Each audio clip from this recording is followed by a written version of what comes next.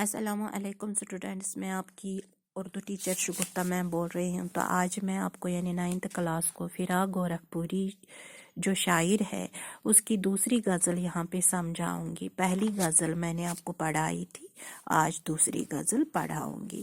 سر میں سودا بھی نہیں، دل میں تمنا بھی نہیں، لیکن اس طرح کی محبت کا بھروسہ بھی نہیں۔ شاعر کہتا ہے سودا کا مطلب ہے دیوانگی، جنون۔ شاعر کہتا ہے کہ میرے سر میں نہ جنون ہے نہ دیوانگی ہے، محبوب کی محبت کو حاصل کرنے کی نہ کوئی تڑپ ہے، نہ ہی خواہش ہے، نہ ہی تمنا ہے، لیکن اس طرح کی محبت کا بھروسہ بھی نہیں۔ مگر دوسری طرف شاعر کہتا ہے کہ میں اس محبت کو چھوڑ بھی نہیں سکتا ہوں، کیونکہ نہ ہی مجھ میں کوئی یہ تڑپ ہے محبت کو حاصل کرنے کی اور نہ ہی کوئی جنون ہے، مگر اپنے آپ پر مجھے بھروسہ نہیں ہے کہ میں اس محبت سے الگ ہو جاؤں، دور ہو جاؤں۔ دل کی گنتی نہ یگانوں میں اور نہ بے گانوں میں۔ یگانوں کا مطلب ہے اپنے، بے گانے ہوئے پرائے، لیکن اس جلوہ گہنا سے اٹھتا بھی نہیں۔ شاعر کہتا ہے کہ میرا شمار محبوب کے سامنے نہ ہی اپنوں میں ہے اور نہ ہی بے گانوں میں، مگر میں اس کی جگہ نظر کے سامنے سے ہٹتا بھی نہیں ہوں۔ میں اسی کے جگہ پر، اسی محبوب کے نظر کے سامنے رہتا ہوں کہ کبھی نہ کبھی وہ مجھ پر مہربانی کی نظر سے دیکھے گا اور مجھ پر کرم کرے گا۔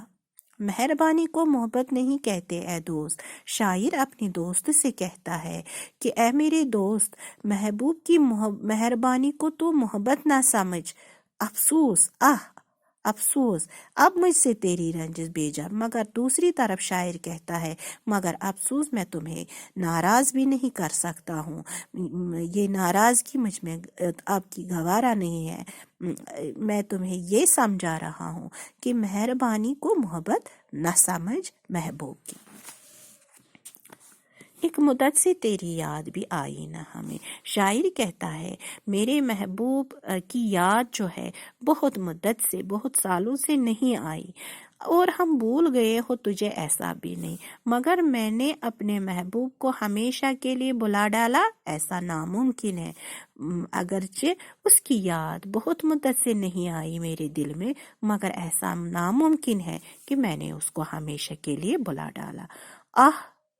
یہ مجمع احباب، یہ بزم خاموش، بزم کہتے ہیں محفل کو، احباب ہوئے دوست، یعنی محفل میں دوستوں کی محفل میں میرے دوستوں کی محفل سجی ہوئی ہے، سب بیٹھے ہیں ادھر، مگر یہ خاموش کیوں بیٹھے ہیں سارے؟ ایسا کیا ہے؟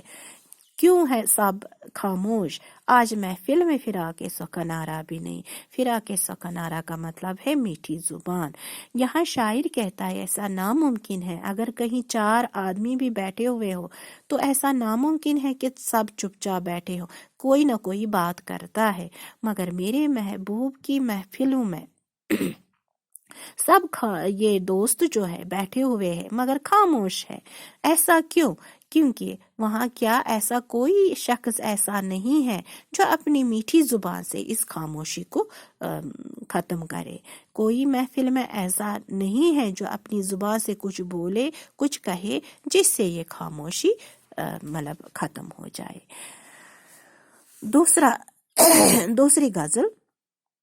تیسری غزل آنکھوں میں جو بات ہو گئی ہے ایک شرح حیات ہو گئی۔ شاعر کہتا ہے کہ جب بھی میں اپنے محبوب کی آنکھوں کی طرف دیکھتا ہوں ایسا لگتا ہے جیسے مجھ میں جان آ گئی، جیسے مجھ میں زندگی آ گئی ہو، کیونکہ پہلے اس کو لگتا ہے شاید میری زندگی کسی کام کی نہیں ہے، لیکن جب بھی محبوب کی آنکھوں کی طرف دیکھتا ہے تو اس کو لگتا ہے جیسے زندگی ملی ہو اس کو۔ یہاں پہ بات اور حیات یہ ہم قافیہ لفظ ہے اور ہو گئی ہوا ردیف۔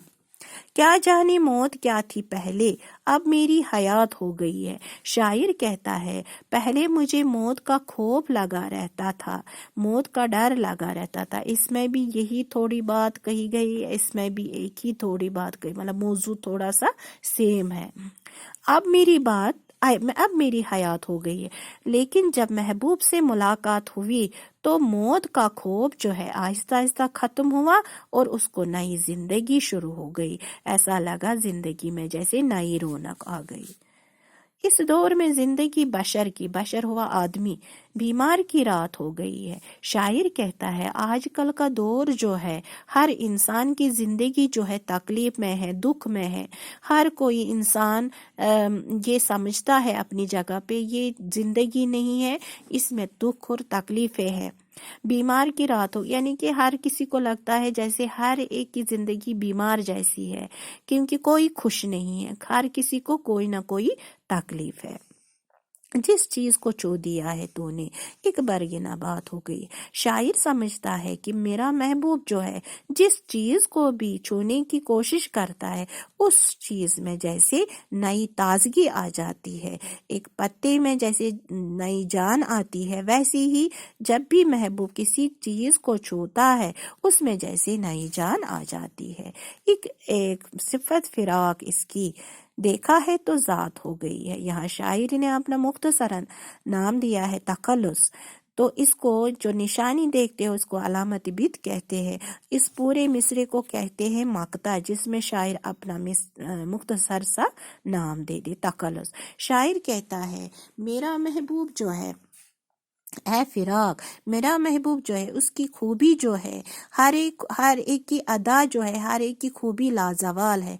देखा तो ज़ात हो गई, उसी खूबी की वजह से, उसी ज़ात की वजह, उसी की खूबी की वजह से, लाजवाल खूबी की वजह से वो उसकी ज़ात बन चुकी है, क्योंकि इन्हीं खूबियों की वजह से वो पहचाना जाता है।